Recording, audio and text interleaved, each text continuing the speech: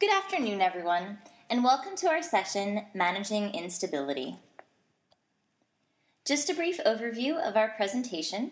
We're going to introduce ourselves, talk a little bit about our research project, give some reasons for squatting, and then talk about some selected case studies from Italy and Europe, and finally end with some takeaways. So, a little introduction. My name is Laura Odegaard. For my undergrad, I was a theater and geology major, rather fitting for the theme of this year's conference. After college, I worked at an arts education organization in Charlotte, North Carolina. From there, I moved to Pittsburgh, where I worked in the development department of the Mattress Factory Museum of Contemporary Art, and then as a researcher for the Center for Arts Management and Technology. Hi everyone, my name is Patrick Waldo. I studied art history at Grinnell College in Iowa. At that time, I had the wonderful opportunity to work at the National Gallery in Prague as a docent in the education department, where I studied the Old Masters collection at the Sternberg Palace. I came back a year later to research Alphonse Mucha's Slavonic epic through the lens of Czech identity. After college, I taught English for a couple of years in Italy, and now I am working with my colleague, Laura, as a dual master's student between Carnegie Mellon University in Pittsburgh and the University of Bologna, where we study international cultural management and policy. So how did two arts management students get interested in studying squatted art spaces? Well, as students in Bologna, we are confronted every day with anarchists, academics, student movements, and arts. Just an example, this is a picture of some graffiti outside of our Department of Economics. So social centers, or centri sociali, are everywhere in Bologna, and extremely active both politically and culturally. We were curious how these organizations, which started illegally as occupied spaces, were able to survive for so long, especially since we talk in many of our classes about how sustainability is one of the biggest issues for cultural organizations today. So, what could we, as cultural managers, learn from squats, social centers, and independent cultural spaces? And thus, the project began. So let's begin with some definitions, because many people may not be familiar with squats or social centers. As a general note, we are talking about the economic and management side of this subject, and not the ideological side, such as antagonism, or the sociological side, such as the no global movement. So what is a squat? Basically, it is the illegal occupation of private or public property. It is generally governed by the laws of trespassing, which is typically a civil dispute between the owner and the squatter. The owner is responsible for evicting the squatter. So, for example, the police cannot evict the squatter without notification from the owner first. Squatting is also governed by the law of adverse possession, whereby a squatter can gain legal ownership over a space over a period of time. A social center is a self-defined concept, but in essence, it is a venue for social, political, and cultural activities. It is typically self-managed, self-produced, and self-financed. These spaces can be squatted or eventually legalized, where they legally own or rent their venue.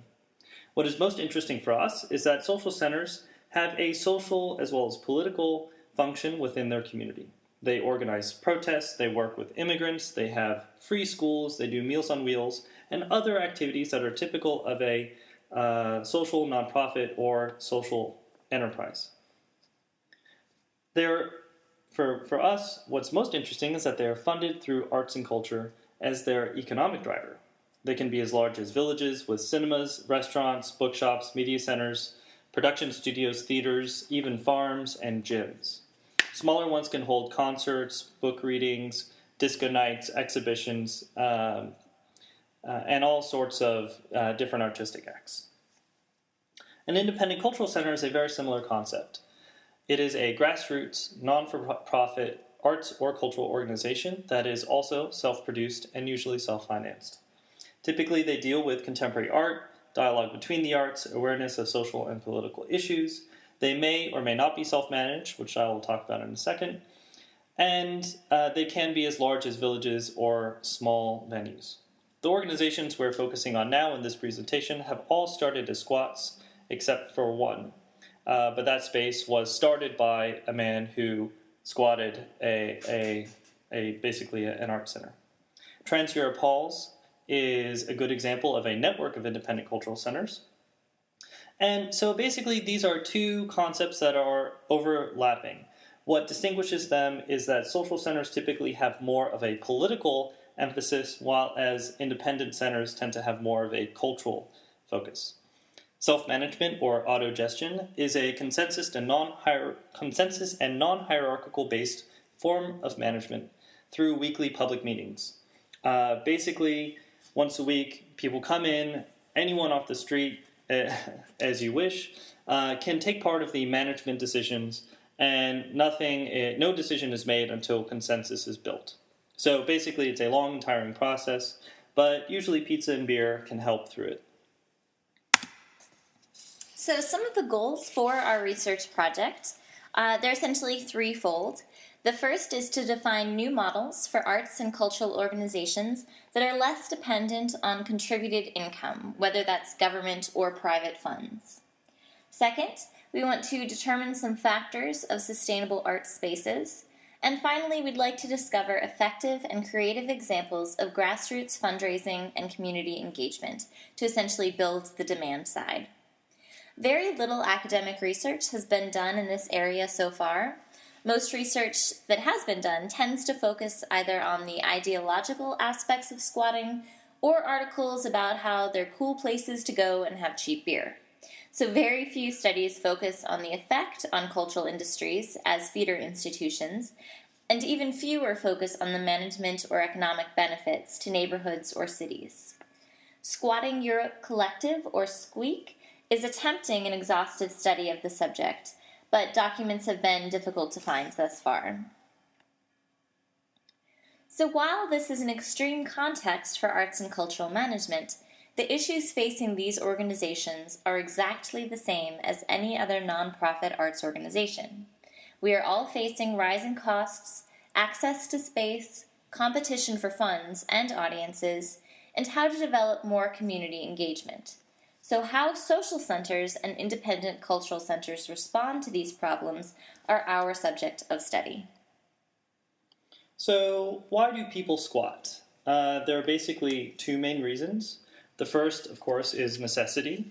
You might think of a shanty town in a third world country, for example, or what we're studying, the political or cultural reasons for squatting. For artists, the high cost of living, few opportunities to exhibit or perform your art, or even to open a new space due to expensive rent, all lead to high barriers to entry in the cultural field, especially for emerging artists that really don't have many opportunities to exhibit or perform. And yet, there's an abundance of abandoned buildings that have no plans for reuse, particularly in ex-industrialized areas such as the north of Italy. As a result, a black market is created where squatters take illegal action where a legal route would otherwise be impossible. So let's turn to Italy. From 1985 to 2003, there were about 262 centers that were active. And these are legalized or illegal centers.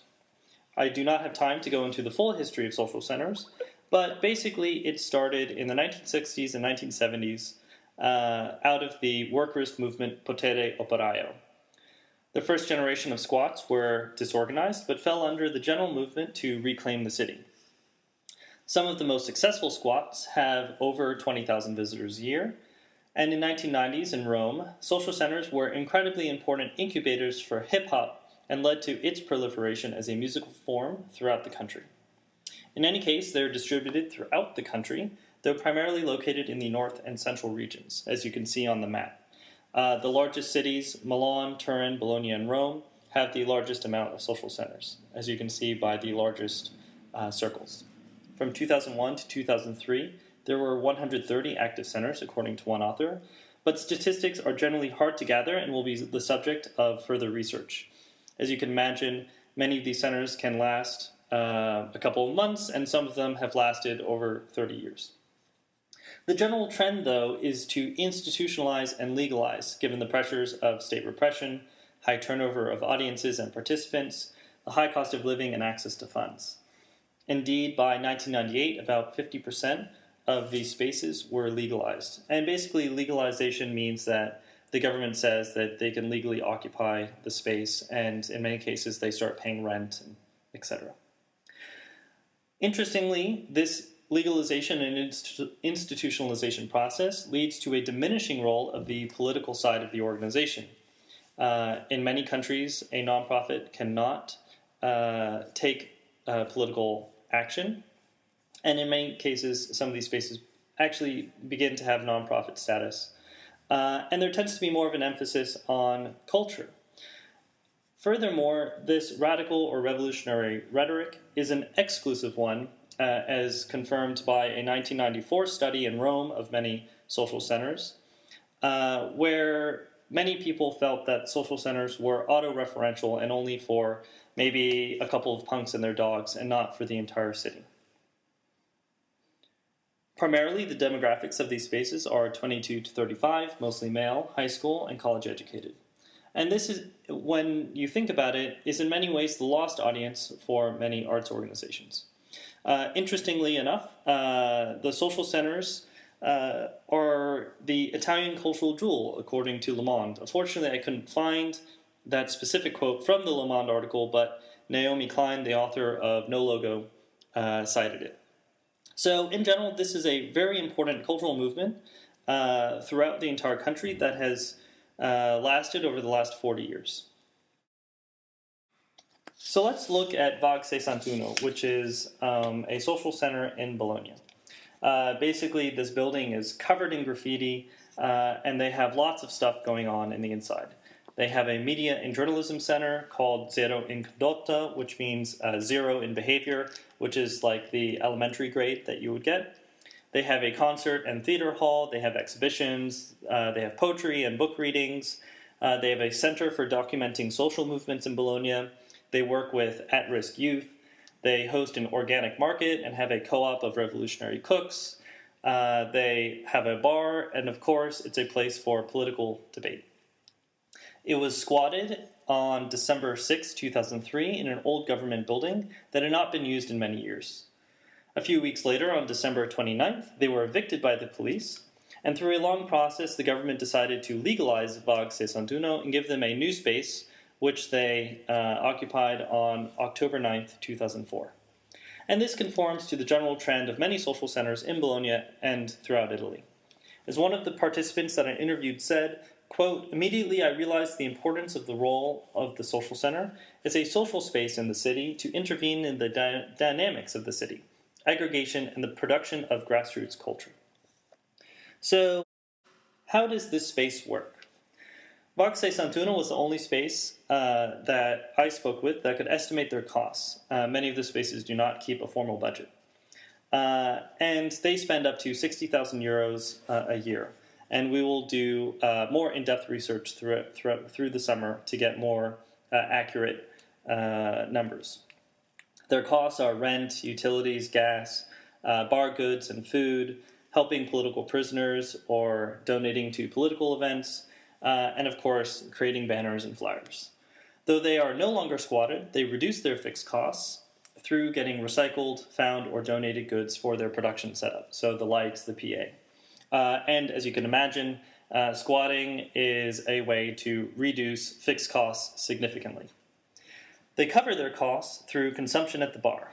Aperitivo is an Italian concept. Basically, you go to any bar or cafe in most cities in the country, and you get a glass of wine, and with that glass of wine comes with a free buffet. But any income that they get is then reinvested into the space. Luckily, they've been able to break even every year. They do not pay any of their employees. None of the artists are paid, and there's a free entrance. Every initiative at Vague